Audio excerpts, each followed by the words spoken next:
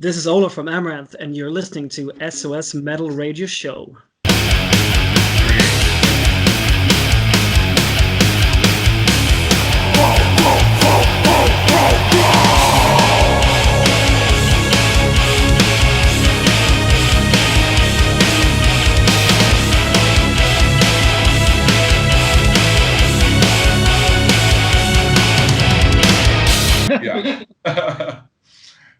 Hoje, iniciando aí nosso Nas Asas do Corvo, o nosso convidado especial aqui, estamos com o Olof, e para falar um pouquinho aí da sua carreira e principalmente do seu novo álbum aí no Amaranthe.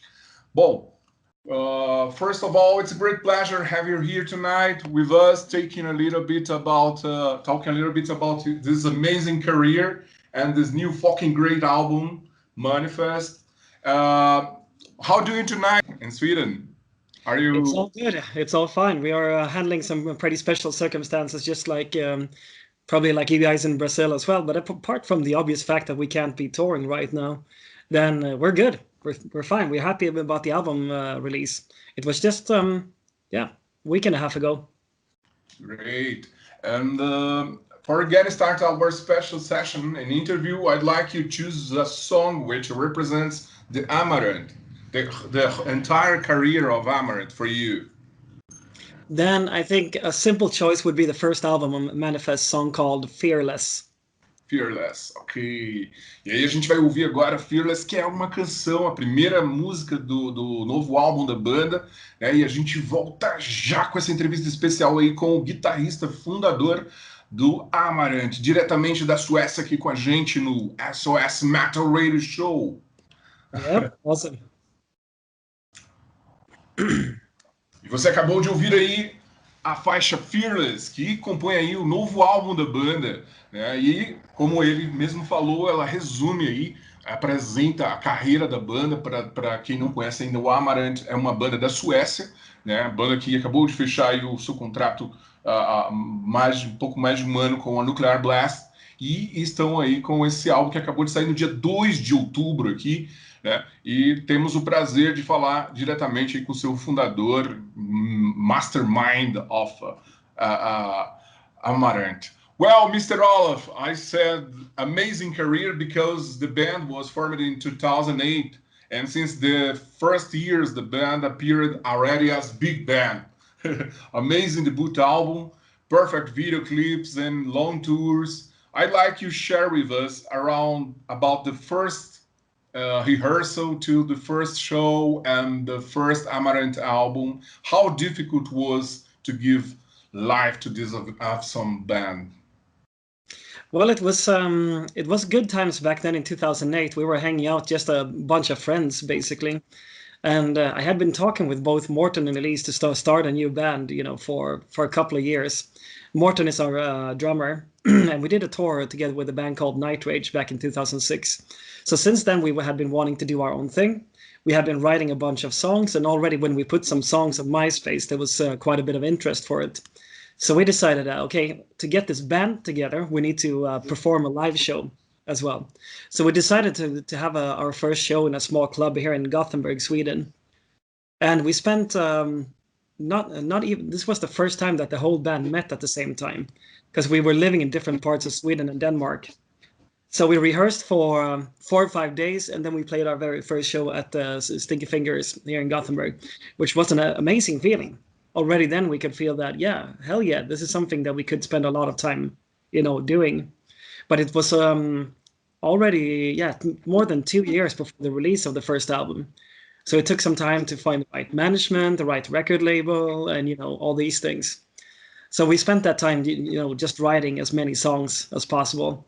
First album came out in 2011, but already in 2010 we did a small mini tour with Camelot. Brought us when we were just a demo band, so that was a very good way to start out. Great, yeah, and I think it was for you. I suppose it was different from your another project that you have. You came from another band, yeah, and suddenly this new one project became a different how do I say position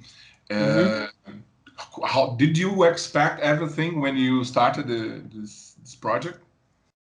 Like, I have to say that we love the music as ourselves, and we had some pretty high expectations, but it instantly went better than we thought actually. Because obviously, I just like you said, I had been in the music business for almost 10 years. I released 4 albums with Dragonland before that, and also 2 albums with Night Rage, a Greek band. So I already had made 6 albums, and it was slowly going upwards. But already with the first Amaranth album, when it was released, it really took off very quickly. So it was beyond our expectations. great. Could you choose two songs? One from Amaranth album, the boot album, yeah, and another one from Nexus, which I have these two albums and I love them all. Well, Awesome to tell hear, man. choose two songs from them for our audience tonight. Right. So I will start with the very first song of the very first album. It was maybe the first song that was a real Amaranth song that we wrote. It's called "Leave Everything Behind," track number 1 on the first album. And from the second album, I will go with, let's say, Invincible, because this was the first song that we wrote for the second album. So people can see where it began, basically. Nice, great. So, a gente volta já. Vocês vão acompanhar então aí mais 2 faixas do Amarante. A gente retorna em poucos minutos. We're back. Ok. Nice. Voltando. E aí você acabou de conferir 2 faixas aí dos 2 primeiros álbuns do Amarante. E hoje aqui comigo, né, com um convidado super especial, guitarrista e fundador da banda, né, o Olof. E all the Amaranth conception is based on the future and the digital modern life. We feel this when we listen or take a look at the videos, albums, cover, and booklets. This conception idea was developed from you since the beginning. About It this. was there, exactly.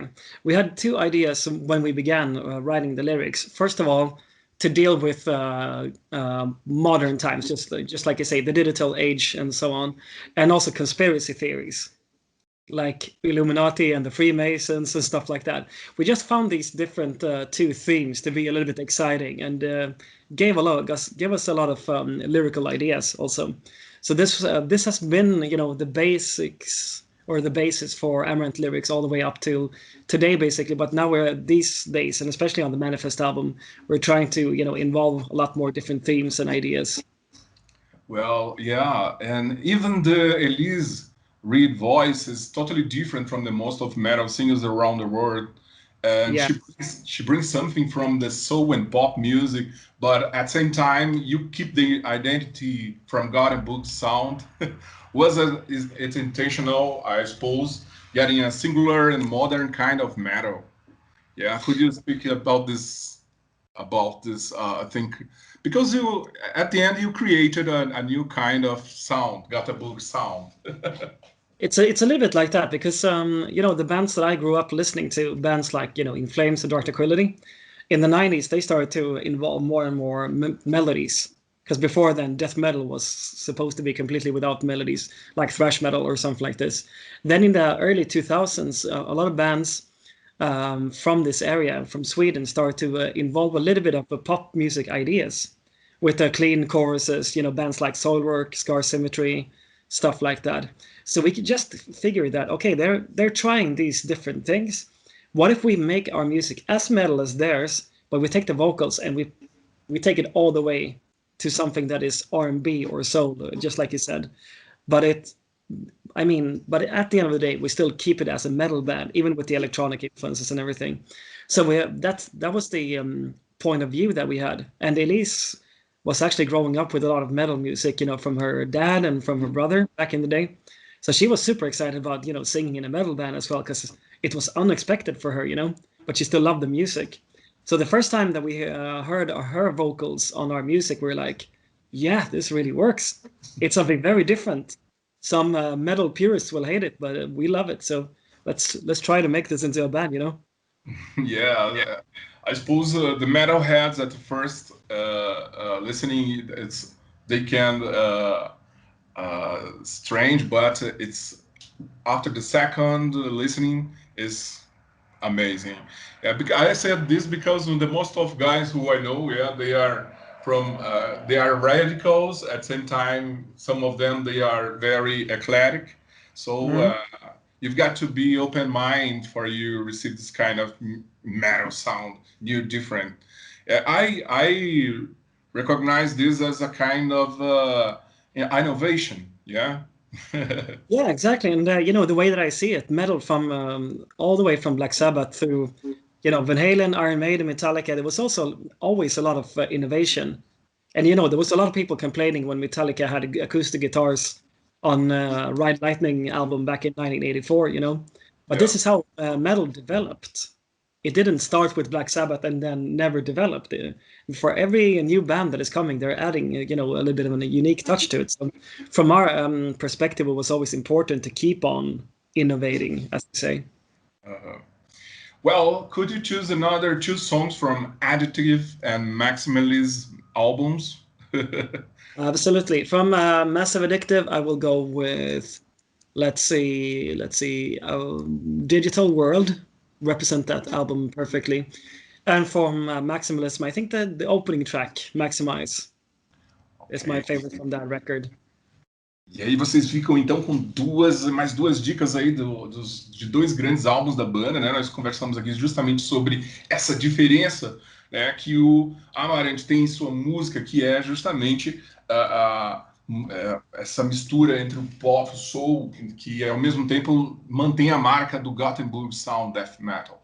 E a gente vai aí agora conferir essas duas faixas e a gente volta já. Awesome. Yeah, thank you. The next, ok. Voltando aqui para o nosso Nas Asas do Corvo, você acabou de conferir aí mais duas faixas aqui, fazendo uma pequena cobertura sobre a carreira do Amaranthe. E vamos falar um pouquinho sobre essa passagem da banda aqui pelo Brasil também, né? Então, Olof, in 2017, on the Maximalism tour, the band played for the first time in Brazil, São Paulo. Could you mention a nice remembrance that you have from Manifesto Rock Bar, Brazil in general? We had to name our latest album after the bar. No, but it was a great time. I'm sure you've been there yourself, so you know that the arrangement of the stage is really cool, like right in the corner. So Yeah. it's like a huge arena or anything like that, but it still had a great atmosphere. And for us to just to be in Sao Paulo for the first time, I don't remember the name of it, but me and the growler Henrik, we went to a sky bar that had a view all over Sao Paulo, so that was absolutely fantastic. Then São we Paulo. went to the show, and the reception of the audience was incredible. I think there is something about the Latin American audience that is a little bit more passionate compared to the rest of the world, Sure. So yeah, so we had a great time there and a kick-ass after party also. And the name of the bar, the place where you played it was Manifesto. Exactly. Manifesto Rock Bar. And yeah, I suppose that did you have chance to try some Brazilian food and drinks like caipirinha? Of course, I love my caipirinhas from before also. But no, the food. We actually went out to a restaurant and had some awesome. It was some meat dish. I forget exactly what it was, but the food was great. Drinks were even better and super nice people. So yeah, we had a phenomenal time there. Yeah, Helix album was the next studio album, yeah, in 2018. And Yep, the gap between each album, it's a medium of 2 years, I suppose. How do you exactly. get to be so productive and creative, living in a rush life, tours and studio at the same time, this hurry? Tell us, how do you get to be so too much creative in that short time to prepare a next album? Well, we stopped sleeping around 2014. No, I'm kidding. No, but it's been 10 extremely intensive years. But the thing is, we love to write music. We love to create in general. We love to be creative. And the thing is that when you release an album and go out on tour, for 1.5 years. You don't have any time to write any music. So when you finally come home from this, 1.5 year long tour, the one thing that we want to do after resting for maybe 1 week is to write new music. Is that what we love to do? And when we spent 4 or 5 months writing and recording an album, then the number one thing that we want to do is to go out on tour, and so it rolls like this. So it's always been it's two very different lives, because when you're in the studio or at home writing songs, it's very calm. You don't meet anybody, so you're looking forward to the tour. But on the tour, there's a lot of people everywhere, so then you're looking forward to going home to write music. So it's cool to have this contrast in your life. So let's talk. Let's take some 2 songs from this album, Helix, and and then we're back speaking about this new one, Manifest. All right? Yes, I would go with the song Helix, and also with the song, let's say, Dream also. Ok. Voltando aqui pelo nosso Nas Asas do Corvo, mais uma vez no SOS Metal Radio Show, hoje aí com o suporte também da Nuclear Blast e com o nosso convidado especial, né? Mais uma vez falando aqui, nós estamos com o Olof. Vamos falar um pouquinho agora sobre esse novo álbum da banda. A gente falou no bloco passado sobre a sua passagem pelo Brasil e também, né, o quão legal foi para a banda, né, e como eles curtiram o show também lá no Manifesto. Bom, vamos falar então sobre esse novo lançamento da banda aí. Well, Manifest is the 6th album, marks the signing with Nuclear Blast. Brought some amazing video single released like Viral, which speaks about the current moment that we are passing through yet. Yes. Archangel brings a wonderful location. Take a breath. Do or Die is a bizarre vision about the lack of love and compassion, I think, and brings Angela Gosso. Well, let's speak about each one of these songs. Speak about the first one, Viral. How was for you to compose the song and at the same time produce the video? Well, the interesting thing for us was that when we wrote the song and came up with the song title, this was before the coronavirus hit, actually. So most of the lyrics and most of the song was written already in December of 2019. So it's almost a bit prophetic. So it was one of the many ideas that we had for the album. And, when the whole COVID-19 situation hit really bad in Europe, which was in the middle of March, then we felt that it would be great to include this song as a commentary on the current situation, and to make a video that, the situation sucks for everybody, but, from the perspective of the band, we cannot wait to be back on stage again, and give a little bit of a glimpse of hope, for the future. Well, amazing, yeah. It at the same time, it was, as you told, prophetic. Yeah, a little bit like that. Well, ok. So let's listen Viral. E a gente vai ouvir agora a faixa Viral, que está presente aí no novo álbum Manifest. Né? E como ele disse, né, as letras não foram compostas depois, no meio da pandemia, foi antes, né? Foi em 2019, em dezembro de 2019, e ao mesmo tempo soou um pouco profético. Então a gente vai conferir aí agora Viral e a gente volta já. Cool. Ok, voltando aqui no nosso Nas Asas do Corvo, você acabou de ouvir aí Viral, que é a faixa, um dos singles que compõe aí o novo álbum Manifest do AMARANTHE. And Olof, tell us a little bit about this amazing and wonderful location for Archangel video, and about the song as well. No, it was with the video. It was the first time that we were working with a Polish video directing company. It's a company called Group 13th that have been making video. They're mostly known for videos for Behemoth. Also worked with Sabaton and stuff like that. So they make a slight bit more evil kind of videos. So we wanted to try something new, and especially since Archangel is about the fall of Lucifer and as described in Paradise Lost by John Milton.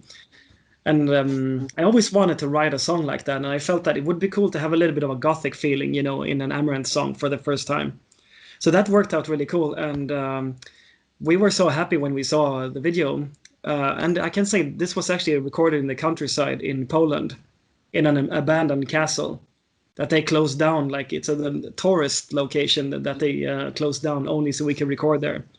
So this was very, very cool. So, but since then we have recorded more videos with Group R13. So also Fearless, and there's another video coming out soon as well. Wow, great! It's like one video for each song in the album. I think it's amazing. It's almost halfway now. Great. So, vamos lá, então conferir agora Archangel, mais uma faixa aí, né, com Amaranth. A gente volta já.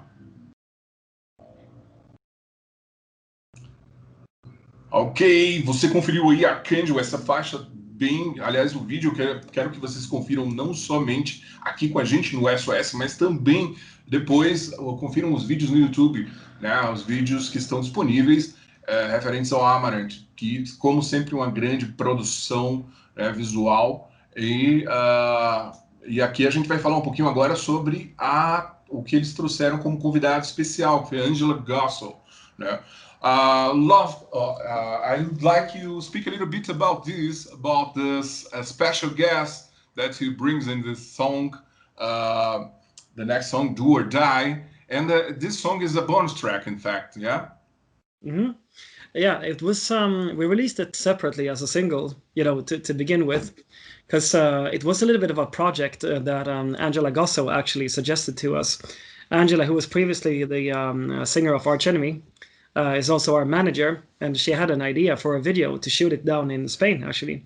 So this video is filmed in Alicante, and she wanted it to describe a future where the world has gone to hell with environmental disasters and different viruses and biohazards and all this kind of stuff, So we had a song, Do or Die, that would fit perfectly, to her idea. So we just changed the lyrics a little bit around, and after when she heard the song, the demo song, then she suggested that, it would be awesome to do some guesting vocals on this. And we were like, what? Well, that's so damn cool. Because both me and Elise, and also part of the rest of the band, were growing up with Angela Gosso's vocals, Yeah. So that was super exciting for us to have her part of it. Yeah, she made very well. Well, so então vamos ouvir aí um pouquinho da Do or Die agora, e a gente já retorna, né, falando um pouquinho mais sobre esses convidados especiais aí desse 6º álbum do Amaranth. Ok, voltando aqui nas asas do Corvo, no nosso último bloco, a gente caminhando um pouquinho aqui para o final. Hoje com essa entrevista especial aí, apesar de curta, mas ao mesmo tempo a gente tentou dar uma cobertura aí sobre essa carreira, essa trajetória fantástica aí da banda Amaranth, dessa banda sueca que faz um som totalmente diferente e que eu aconselho quem não conhece ainda o som da banda procurar aí adquirir os discos dela, e principalmente esse último que está fantástico, né, seguindo a risca aí. Oh, well, I'd like that you speak a little bit about this production. How did you concept the album on last year? Did you concept this album in your own studio with by yourself or with the band? How does it work, in fact, the composition part of the band? Well, basically, most of the music was written between the beginning of December to the middle of February. And it was, as always, me and Elise, we write all the music together. But we always run the demos and the ideas by the rest of the band as well. So we do it the same way as we wrote the very first songs, on the first albums. Because bands with a little bit of success, sometimes they build a really, really impressive studio and whatever. But we want to have that, personal feeling, a friendship, have a little bit of red wine, write music together. So, we did all the demos for the album at my place also. And it's always good to have the opinions, of the other band members. So they listen to it, they tell you what if they want something, maybe this should be heavier, this should be different in this and that way, then we're like, yeah, maybe you're right. So we do some changes, but me and Elise write all the music. Yeah. And okay, and about this special guest, Nora Lohimo, yeah, the Battle Beast. I'd like to Yes. speak a little bit about even Perto Kivlaxel from Apocalyptica as well, about this Well, song. yeah, we were actually supposed to do a tour together with Nora from Battle Beast. So, but obviously with the whole COVID-19 situation, we couldn't do the tour. But we wanted to show that we have been friends for a long time. We have been meeting each other at a bunch of different festivals and tours, throughout the last 10 years. And she's a phenomenal singer, one of the best in metal right now, I think. And Perto, we were on tour with him with Sabaton and Apocalyptica. It was a big arena tour at the beginning of the year, and we became really good friends, me and Perto. He's into a lot of classical music, of course, as a cello player, and I Mm. grew up playing the piano and the violin and stuff like that. So as soon as we had the idea for the ballad, we felt that okay, we need to have him on the album as well. Yeah, and it is has he played with in Dragonland as well, yeah, because Yes, exactly. We've yeah. been colleagues for a long time, so it made sense to cooperate on this song. Uh-huh. And about Butcher Babies, Hades Shepherd. Kind of same thing there. We were on tour together in the end of 2015 in the US. Did like a month and a half of touring together, and we just wanted this short speaking part on a song called Boom, and we needed to have this kind of American voice. We're like, okay, so who do we know who sounds a little bit like this? And we're like, yeah, Heidi could probably do it.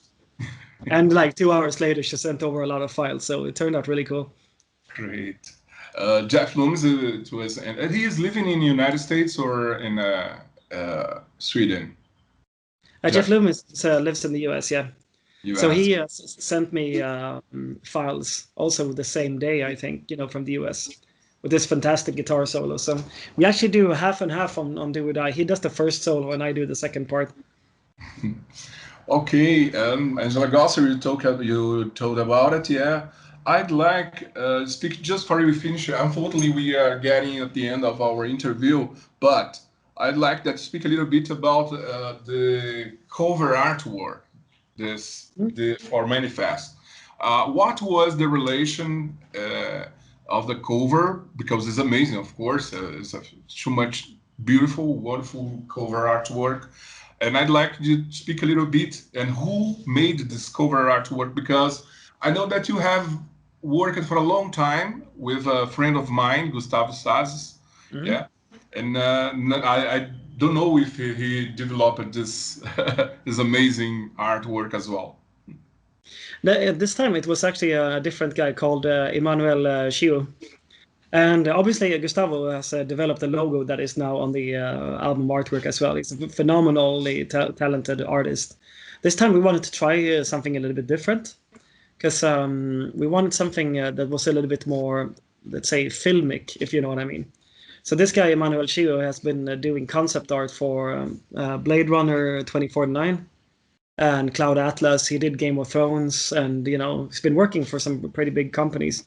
He was actually busy when we asked him, but it turns out that because of the COVID-19 situation, because he was supposed to be working on an untitled Marvel movie, but since the movie was no longer in production, then he came back to us and said that, yeah, I have the time now. So we're like, okay, cool, awesome, let's try it.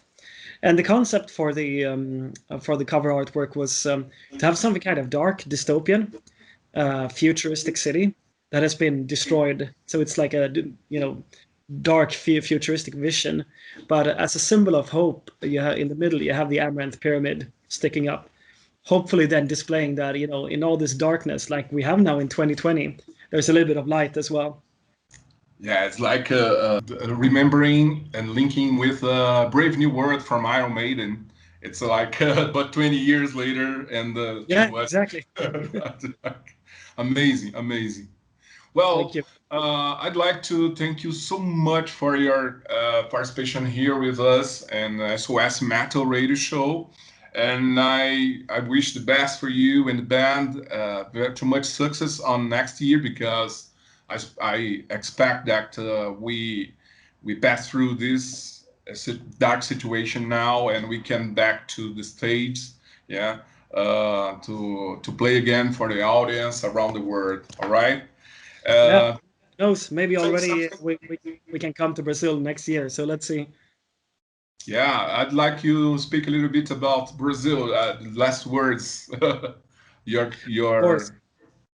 Yeah, most of all, I just want to thank everybody who's listening, for the support throughout the years. Everyone that came to the show, you guys were phenomenal, and everybody, has been streaming the album, bought the album, or just been, following us since the last 10 years. So thank you guys so much for the support, and can't wait to go to Brazil again. Great. Yeah, we expect too much for this. Well, choose two songs for finish the show tonight. Certainly. So let's go with Archangel and finish off with Viral. These two ones we played, yeah. Oh, you Another. played it. Oh, yeah. Okay, because it was Fearless was the first song, right? Anyways, then we will go with Strong, and let's go with Boom. Okay, great. Thank you so much. We'll see you next year on Brazil tour. We expect you, Mr. Olof.